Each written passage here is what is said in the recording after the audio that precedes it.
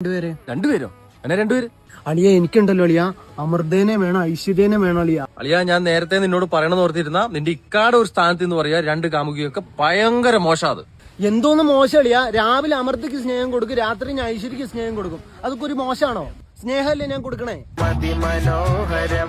അളിയ ഞാൻ മറ്റേ അമൃതേനെ നോക്കണ കാര്യം എന്റെ ഐശ്വര്യം അറിഞ്ഞു എന്ന് തോന്നണേ. അവൾ അറിഞ്ഞു ഇനി എന്ത് ചെയ്യും? എന്നെ ഇട്ടിട്ട് പോലും അവളിനി രക്ഷപ്പെട്ടില്ലേ?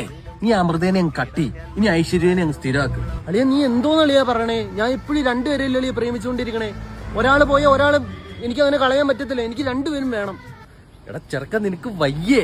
അളിയ നീ എന്തൊക്കെ പറഞ്ഞാലും എന്റെ ഐശ്വര്യ ബേബിനെ അമൃത ബേബിനെ ഒന്നും കളയാൻ പറ്റൂല. അതുപോലെ തന്നെ മഞ്ജുയുടെ വീടിന്റെ അടുത്താണ് ഇവരുടെ രണ്ടുപേരുടെ വീട്. അളിയ ഞാൻ എന്റെ ഇതിനെല്ലാത്തിനും ഒരു സൊല്യൂഷൻ കണ്ടുപിടിച്ച അളിയ. എനിക്കിനി ഒരു ഗേൾ ഫ്രണ്ടിനെ വേണം. ഇനിയോ? ഗേൾ ഫ്രണ്ട് അല്ല, പെണ്ണായിട്ടുള്ള ഒരു ഫ്രണ്ടിനെ വേണം. നോക്കിയോളാനാ അളിയ. നിന്റെ ഒരു കൂട്ടുകാരില്ലേ മറ്റേ മരിയ? മരിയ, അവളെ ഒന്ന് സെറ്റാക്കി തട എനിക്ക്. ഇനി അവളുടെ ഇൻസ്റ്റാഗ്രാം ഐഡി കൂടെ നിനക്ക് തന്നെ ആയിരിക്കും. അളിയ നീ എനിക്ക് അവളുടെ ഇൻസ്റ്റേഡിയം ഒന്ന് ഒപ്പിച്ചാ. നീ ഒരു പണി, അവളുടെ നമ്പർ ഒന്ന് ഒപ്പിച്ചാടാ. ഞാൻ 12 മണി ഞാൻ അവളെ വിളിച്ചോളാം. എന്തുണ്ടാക്കാനായിട്ട്? വേനലിൽ പൊള്ളാതെ നീർ പെയ്തു നീ ചെയ്യാതെ